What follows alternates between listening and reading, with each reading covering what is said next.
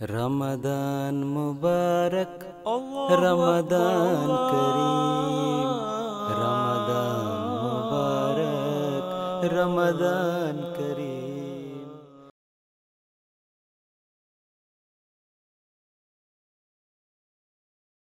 Assalamualaikum warahmatullahi wabarakatuh kepada tuan-tuan dan puan-puan yang setia menonton MTA. Jadi bersama saya Salman Ahmad dalam program Taklim Tabiat Online. Jadi alhamdulillah kita masih lagi dalam bulan Ramadan. Saya doakan tuan-tuan dan puan-puan berada dalam keadaan sehat walafiat dan sentiasa bersemangat untuk meneruskan ibadah puasa kita sehingga akhir bulan Ramadan insya-Allah. Jadi dalam studio pada hari ini bersama kami Tuan Anwar Hakim Muhammad Zain dan Tuan Fuad Ahmad Nasir yang akan membantu kita untuk menjawab soalan-soalan yang diajukan oleh tuan-tuan dan puan-puan berkaitan dengan ibadah puasa insya-Allah. Jadi sebelum kami meneruskan lagi perbincangan pada hari ini, suka untuk saya kongsikan hadis daripada Rasulullah SAW di mana Rasulullah SAW bersabda, barang siapa lupa bahawa dia sedang berpuasa lalu dia makan atau minum, maka hendaklah dia menyempurnakan puasanya, kerana sesungguhnya dia telah diberi makan dan minum oleh Allah SWT. Hadis riwayat Muslim. Jadi alhamdulillah. Jadi kita terus ke soalan pada hari ini. Soalan pertama.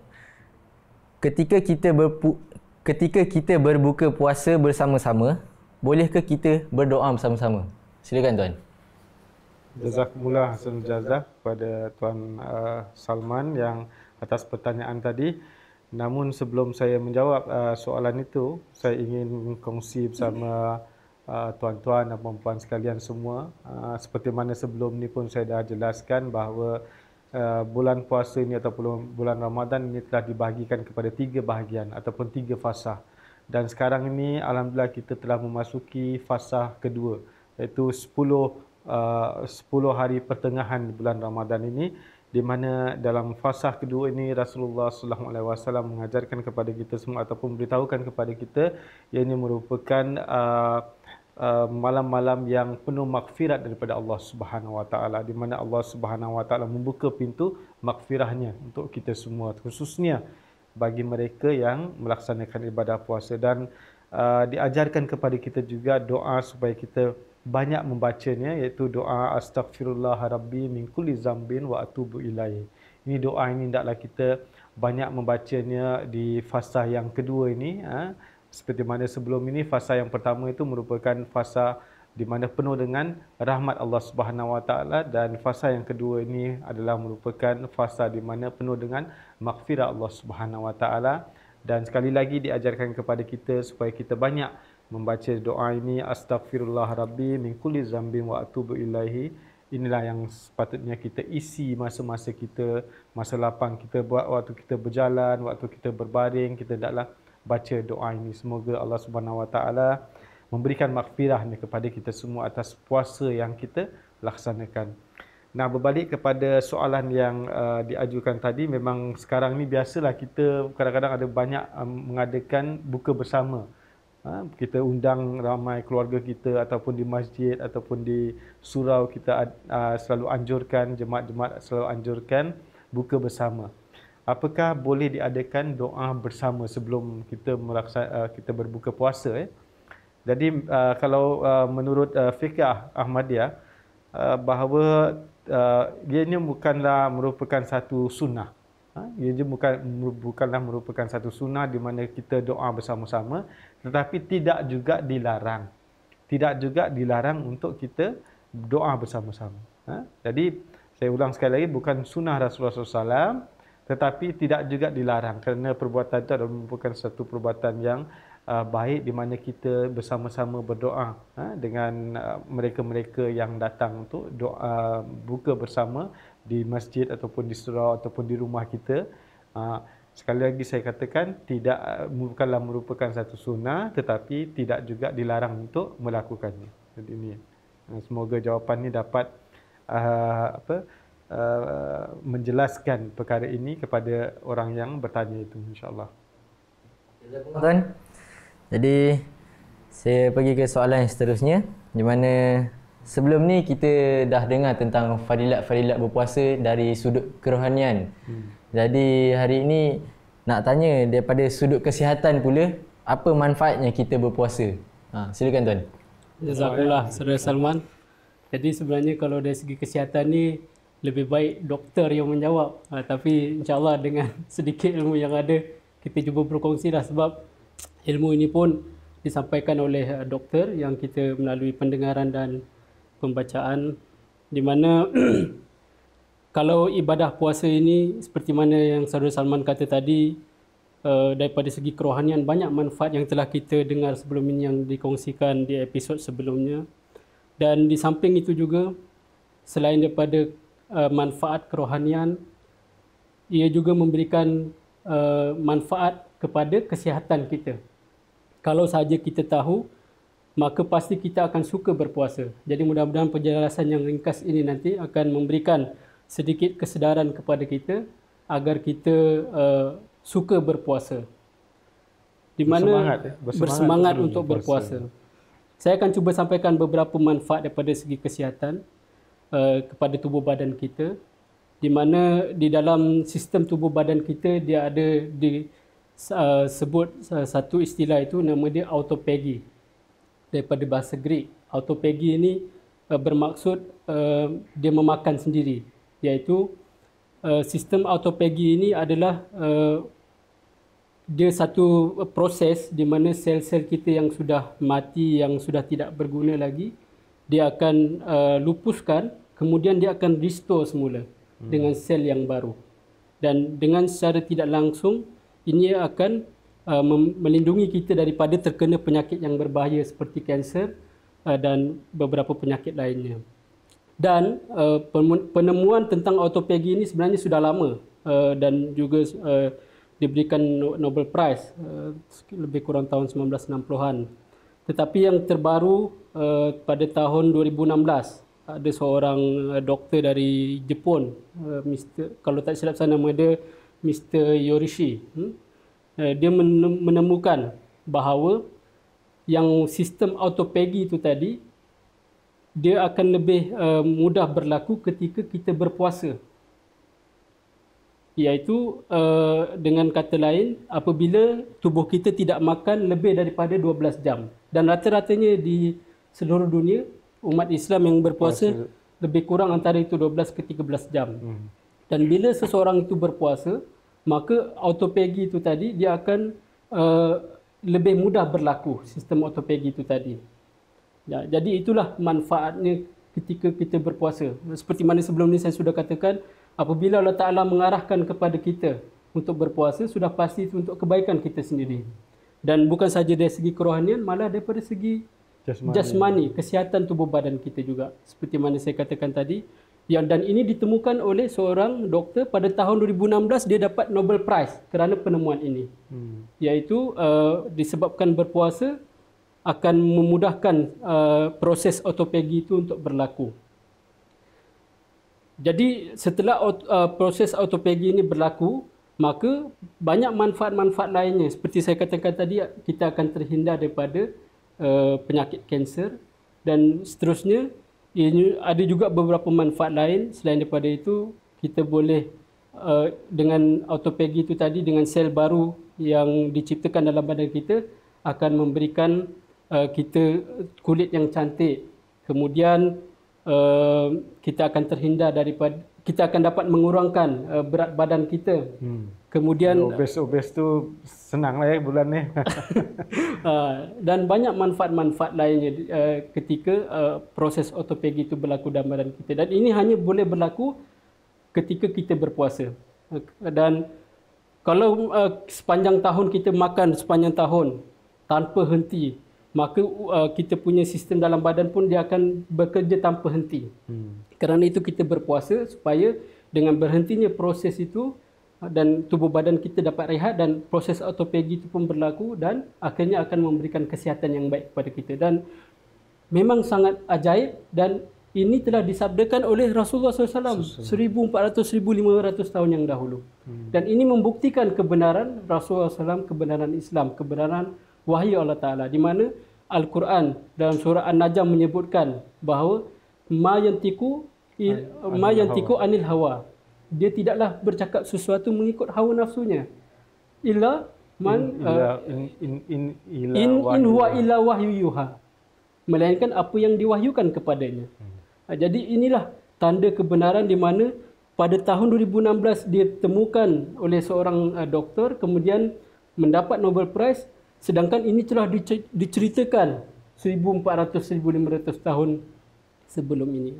Jadi itulah sedikit sebanyak perkongsian saya berkenaan dengan manfaat kesihatan daripada segi sudut kesihatan apabila kita berpuasa banyak. Dan saya yakin bukan setakat apa yang saya sudah terangkan ini, mungkin banyak lagi untuk kemanfaat tubuh badan kita dan juga diri kita, kesihatan kita, khususnya apabila kita berpuasa. Kerana ini adalah merupakan kewajipan, satu yang wajib dilaksanakan untuk umat Islam dan untuk kebaikan diri kita sendiri. Alhamdulillah. Jadi sedikit sebanyak perkongsian saya mudah-mudahan memberikan semangat yang baru kepada kita agar kita lebih suka berpuasa. Bukan sahaja di bulan Ramadan, tetapi begitulah kerana kita dianjurkan puasa nafal juga selain bulan Ramadan supaya memberikan kesihatan yang baik kepada tubuh badan kita. InsyaAllah. Okey, jazakumullah tuan. Jadi kajian sains juga membuktikan bahawa berpuasa ini ada manfaatnya dari sudut kesihatan. Jadi alhamdulillah. Jadi saya pergi ke soalan seterusnya tuan. Kita tahu orang yang bermusafir tak boleh puasa. Sekiranya orang itu keluar dan bermusafir lalu balik ke tempat asalnya sebelum waktu berbuka puasa, jadi boleh ke orang itu berbuka puasa? Silakan tuan. Mungkin soalannya boleh ke orang itu berpuasa, bukan berbuka puasa. Tadi Salman menyatakan boleh tak orang itu berbuka puasa. Apa yang saya faham daripada soalan tadi adalah bahawa orang itu dia dah mulakan puasanya dalam sahur di rumahnya, kemudian atas sebab-sebab tertentu ataupun mungkin pekerjaan-pekerjaan tertentu dia terpaksa keluar dari melakukan perjalanan safar, melakukan safar. Kemudian dan dia yakin bahawa dia akan balik semula ke tempat asal yang dia keluar tadi sebelum waktu berbuka puasa. Soalannya apakah orang seperti itu boleh berpuasa atau tidak? Itu soalannya mungkin yang saya fahamlah.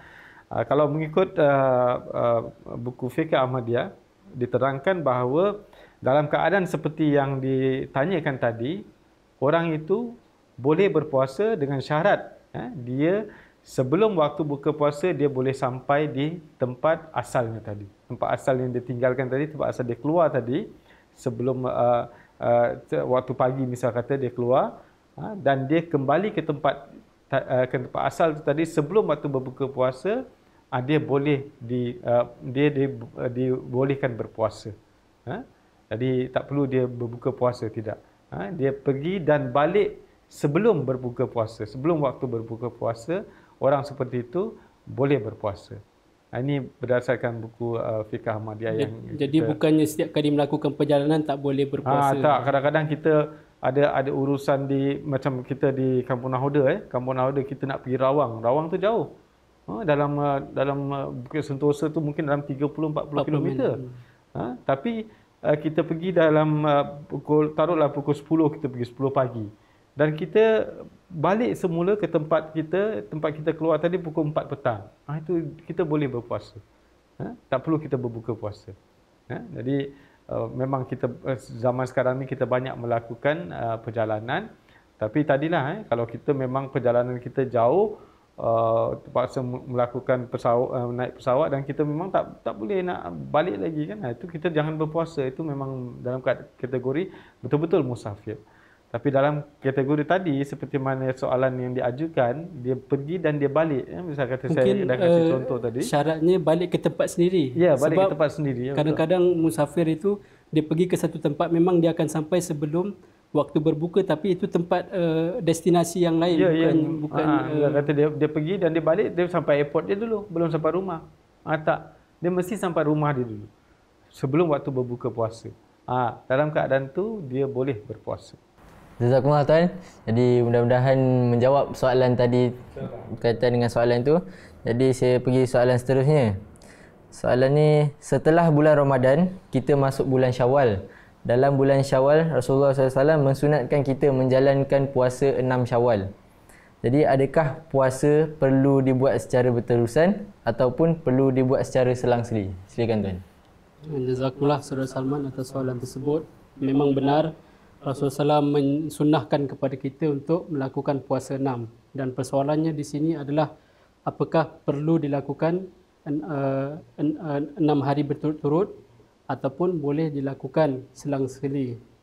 Jawapannya adalah daripada riwayat Rasulullah SAW juga adalah kalau Rasulullah SAW sendiri memang kebiasaan beliau akan mula puasa Syawal itu pada hari kedua selepas Syawal, 2 Syawal itu, dan beliau laksanakan 6 hari berturut-turut. Tetapi bukanlah satu larangan kepada kita kalau ada masalah tertentu di pertengahan. Contohnya bila kita dah berniat puasa 6, kemudian Syawal kedua itu kita dah puasa, kemudian hari esoknya kemungkinan kita sakit ataupun perlu melakukan perjalanan. Jadi bukan bermaksud kita dah tak boleh puasa Syawal ataupun puasa Syawal kita dah tamat, tidak. Jadi memang kadang-kadang ada masalah-masalah yang tidak dapat dielakkan yang mana kita tidak boleh berpuasa, dan ini dibenarkan di dalam Islam oleh Rasulullah SAW juga ketika sahabat ada yang ingin berpuasa 6 tetapi tidak dapat melakukan secara berterusan, dan ini dibenarkan sendiri oleh Rasulullah SAW. Boleh diselang-selikan. Boleh juga diselang-seli, tidak semestinya. Jadi sepanjang bulan Syawal itu selama 6 hari kita boleh berpuasa mengikut kesesuaian kita. Dan memang dalam sunnah Rasulullah SAW melakukan hari kedua, dan itu juga tidak semestinya. Kemungkinan hari kedua pun kita tak dapat memulakan puasa 6. Mungkin hari ketiga baru kita boleh mula. Ikut kesesuaian kita dan kesenangan kita yang mana kita boleh buat, dan pahalanya tetap sama seperti mana yang dikatakan oleh Rasulullah SAW. Dan sedikit saya tambah sedikit kenapa biasa dilakukan puasa Syawal ini dan pahalanya sama seperti setahun. Jadi perkiraannya adalah di mana di dalam hadis ataupun di dalam Al-Quran menyebutkan bahawa satu hari itu sama seperti 10 kali ganda dia punya pahala. Jadi contohnya kita dah berpuasa sebulan 30 hari. Jadi bila kita kali 10 maksudnya 300. Kemudian 6 puasa Syawal itu kalau digandakan dengan 10 60. Jadi 60. Jadi puasa kita itu seolah-olah pahala dia sepanjang tahun. Itulah perumpamaannya kalau kita melaksanakan puasa Syawal. Jadi memang dianjurkan oleh Rasulullah SAW, dan kalau memang kita dapat buat, memang kita harus buat, dan tetapi janganlah kita paksakan 6 hari berturut-turut. Boleh sekiranya ada masalah tertentu yang kita tidak dapat elakkan dan kita buat berselang-seli pun tak mengapa. Ya, sedikit saya tambah, dan saya rasa itu dah cukup jelas jawapan tu ya. Jadi sekali lagi saya tekankan, mungkin pada penonton pun agak tertanya lagi. Jadi puasa Syawal tu boleh saja dikerjakan secara berterusan, berturut-turut, dari mula Syawal yang kedua itu berturut-turut 6 hari, dan boleh juga dikerjakan secara berselang-seli. Itu tidak ada larangannya. Jadi kepada mereka yang ingin berpuasa Syawal nanti, insya-Allah apabila kita masuk bulan Syawal ni, mudah-mudahan diberikan taufik untuk seperti mana yang dijelaskan tadi, seolah-olah kita berpuasa sepanjang tahun. Formula yang tadi diterangkan tadi, kita dapati bahawa memang kalau formula yang kita gunakan itu, insya-Allah kita seolah-olah berpuasa sepanjang tahun. Dan mudah-mudahan kita juga digunakan taufik selepas selesai bulan Ramadan ini, kita juga dapat melaksanakan puasa 6 Syawal nanti, insya-Allah. Dan satu yang perlu ditekankan, hari pertama Syawal tak boleh. Tak boleh berpuasa. Itu memang tu hari raya. Hari raya. Tak boleh kita berpuasa. Jadi kalau nak mulakan puasa Syawal harus bermula daripada Syawal yang kedua ataupun ketiga dan seterusnya. Okey, jazakallah tuan. Jadi semoga penjelasan tuan-tuan tadi dapat menjawab soalan-soalan yang diajukan. InsyaAllah. Jadi alhamdulillah itu sahaja perbincangan kita pada hari ini. Mudah-mudahan banyak manfaat untuk kita semua. Jadi semoga kita dapat menjalani ibadah puasa dengan lebih bertenaga, dengan lebih bersemangat, insya-Allah. Jadi semoga puasa kita akan lebih diberkati oleh Allah SWT. Itu sahaja pada hari ini. Sekian dari saya, Salman Ahmad dan kru MTA yang lain mengucapkan ribuan terima kasih. Jazakumullah ahsanan jazah. Jadi dalam episod akan datang, kita akan membuat satu tutorial video yang menunjukkan cara-cara solat Id. Dan jika tuan-tuan dan puan-puan ingin mengajukan soalan berkenaan dengan solat Id, tuan-tuan boleh ajukan soalan ke nombor yang tertera, insya-Allah. Jadi itu saja. Assalamualaikum warahmatullahi wabarakatuh. Waalaikumsalam warahmatullahi wabarakatuh. Ramadan Mubarak, Ramadan Kareem, Ramadan Mubarak, Ramadan Kareem, Ramadan Mubarak, Ramadan Kareem, Ramadan Mubarak, Ramadan Kareem.